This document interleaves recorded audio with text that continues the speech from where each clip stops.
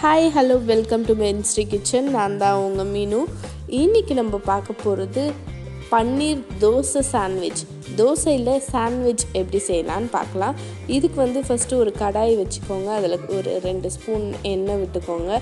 அதில் கொஞ்சம் கடுகு, அதுக்கப்புறமா கொஞ்சமாக சீரகம், அதுக்கப்புறமா நீங்கள் பருப்பெல்லாம் வேணும்னா போட்டுக்கலாம். நான் போடல. இதில் நம்ம ஃபஸ்ட்டு கட் பண்ணி வச்சுக்கலாம்.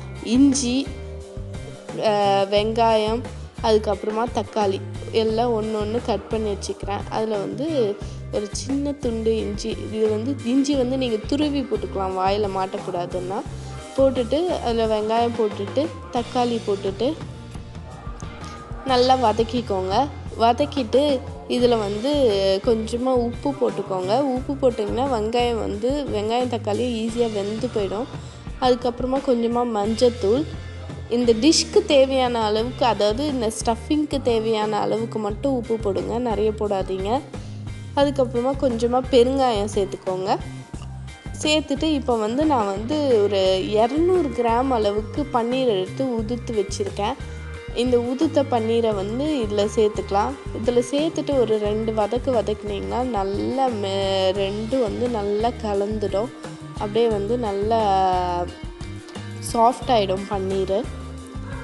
இதில் கொஞ்சம் மசாலா, நீங்கள் பச்சை மிளகாய் வேணும்னா சேர்த்துக்கலாம். நான் இதில் மிளகாத்தூள், தனியாத்தூள் சேர்த்துக்கிறேன்.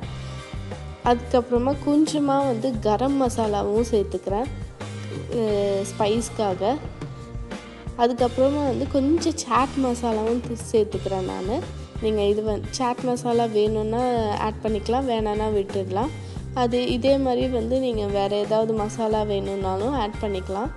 இப்போ எல்லாத்தையும் மிக்ஸ் பண்ணிவிட்டு இதில் கொஞ்சமாக கொத்தமல்லி போட்டு நல்லா மிக்ஸ் பண்ணி ஆஃப் பண்ணி எடுத்துடலாம். இப்போ தோசை தவாவில் நார்மலாக எப்பயுமே செய்கிற மாதிரி தோசை செஞ்சுக்கோங்க. கொஞ்சம் மெலிசாக இருந்துச்சுன்னா இன்னும் பெட்டராக இருக்கும். ஏன்னா நம்மளுக்கு கிறிஸ்பியாக வேணும் தோசை, அதனால். அதுக்கப்புறம் நெய்யோ இல்லை எண்ணெயோ விட்டு அதில் இந்த செஞ்சு வச்சுருக்க ஸ்டஃபிங்கை ஒரு பக்கம் மட்டும் நல்லா ஸ்ப்ரெட் பண்ணிக்கலாம். ஸ்ப்ரெட் பண்ணிவிட்டு அதில் சீஸ் போட போகிறேன் நான். உங்களுக்கு சீஸ் வேணான்னா நீங்கள் அவாய்ட் பண்ணிக்கலாம்.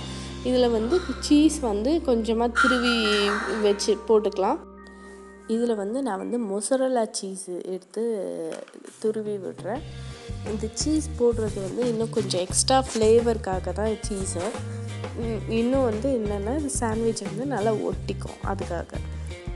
குழந்தைங்களுக்குலாம் ரொம்ப பிடிக்கும் சீஸ்லாம் போட்டிங்கன்னா. இப்போ இந்த சைடு மிச்சம் இருக்கிற தோசையை நல்லா மடித்து விட்டோம்னா சாண்ட்விச் மாதிரி உங்களுக்கு ரெடி ஆயிடுச்சு. இப்போ 2 பக்கமும் கொஞ்சம் கிறிஸ்ப் ஆகிறதுக்காக நம்ம திருப்பி போட்டு நல்லா கிறிஸ்ப் பண்ணிக்கலாம். அப்படியே கட் பண்ணி நீங்கள் இதுக்கு சைட் டிஷ்ஷோ எதுவுமே தேவையில்லை.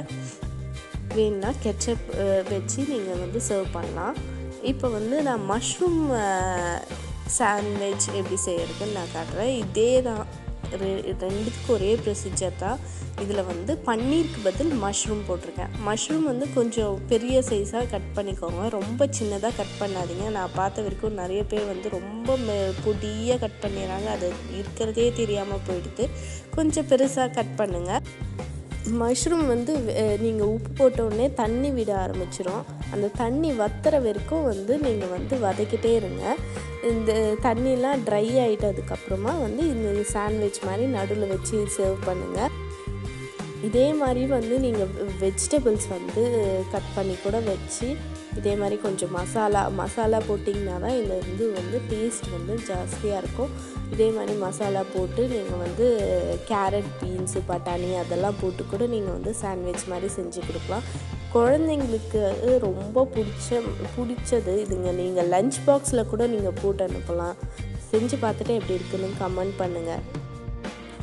என்னோடய வீடியோஸ் பிடிச்சிருந்தால் லைக் பண்ணுங்கள், ஷேர் பண்ணுங்கள். என்னோடய சேனல்